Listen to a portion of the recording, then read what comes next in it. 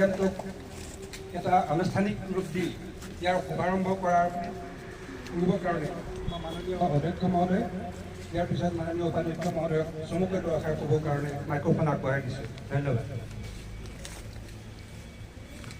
নমস্কাৰ, শ্ৰদ্ধা অধ্যক্ষ মহোদয়, শ্ৰদ্ধা ডাঙৰীয়া, সন্মানীয় শিক্ষক শিক্ষয়িত্ৰীসকল, কৰ্মচাৰীবৃন্দ আৰু মোৰ ছাত্ৰ ছাত্ৰীসকল, বাৰে বাৰে কওঁ আমি আনক দোষ দি লাভ নাই। আমাৰ খেতি পথাৰ বিচাৰিম। আমাৰ এইবাৰ ট্ৰেইনিং এটা প্ৰজেক্ট বুলি ক'ব পাৰিম।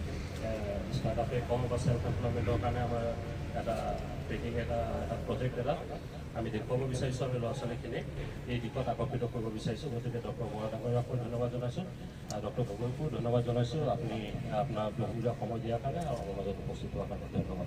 অধ্যক্ষ মহোদয়, গগৈ ডাঙৰীয়া, চৰকাৰ চৈত্ৰ মহাবিদ্যালয়ৰ শিক্ষক কৰ্মচাৰী আৰু মৰমৰ ছাত্ৰ ছাত্ৰীসকল, মৌ পালন জীৱিকাৰ উৎস হ'ব পাৰে।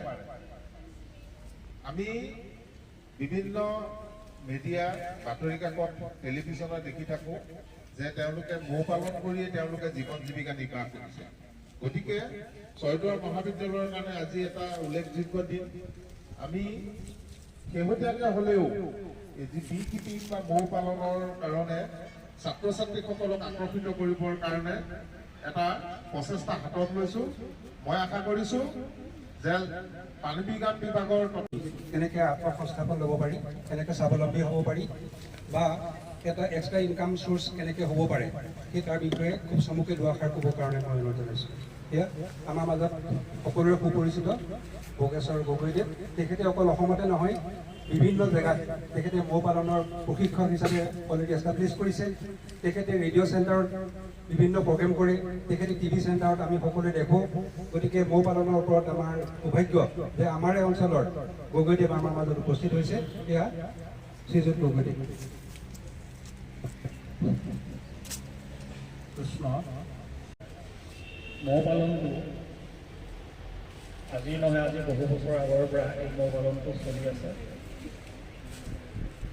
কেন্দ্ৰীয় চৰকাৰ আৰু অসম চৰকাৰে এই বস্তুটোৰ ওপৰত যথেষ্ট গুৰুত্ব দিছে আৰু গুৰুত্ব দিয়াৰ উপৰিও আমি বিভিন্ন ঠাইত অসমৰ উপৰিও আমি গেংটক, ছিকিম, অৰুণাচল, নাগালেণ্ড